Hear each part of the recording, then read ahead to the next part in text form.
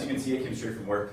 As you can also see, I'm a yoga instructor. So it's a real good time. Now, I work for an engineering company, and I have a really boring title. It's a title that, like, I know what it is, and I've worked there for a year, but I still don't know what I do. So I get really bored when people ask what my job is, because they don't care, and then I don't care. And if we're having a conversation about me, where I don't care, and I'm a narcissist, this is a bad situation.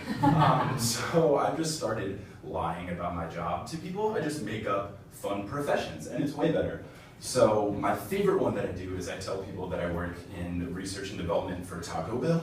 And people are like, what? Like, R&D at Taco Bell? What does that even mean? And I'll be like, well, me and my friend Chad, we sit in a room, and we get really high, and then we get the munchies, and we just write down everything that we think of. Like, you know that taco that has the Doritos on the outside? That was Chad's idea. So that's way more fun. No, but the job's good, gives me money. Money's great, because then I can go to bars. Bars are great until you get into bar fights. And you mentioned also almost getting into a bar fight. But I actually got into a bar fight. And as you can see, I am not a bar fight build man. But that didn't stop me. So we're at this bar, and it was like 15 of my friends, because it was right after we started work, so we were doing this big, like, woohoo, we're all new at the company party. So there was like 15 of us doing that, you know, terribly awkward dance circle thing, where like one of your friends goes in and they're awful for 5 seconds, and they go out, and your other friend goes in and they're like mildly awful for 10 seconds.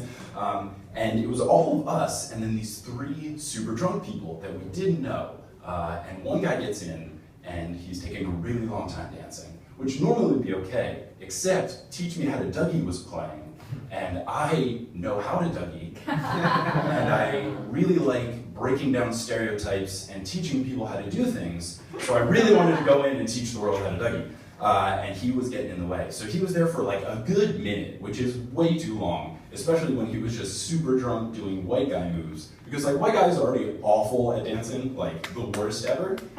And then when they're drunk, they somehow get worse, which is impressive to me every time. So he was doing that, and it was terrible. But then he starts to do this new dance move, which I've never seen before, where he starts to unbuckle his belt and moon us. I don't remember that happening in the Dougie part. I must have missed that day of class.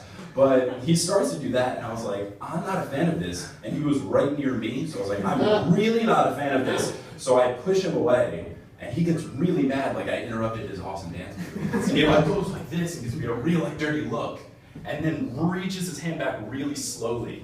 And I was like, oh, this guy's gonna slap me in the face. But I was like, oh wait, he's so drunk, this isn't gonna hurt. Like, it would look really cool if I just like stay perfectly still and just like let him slap me, and if I don't do anything.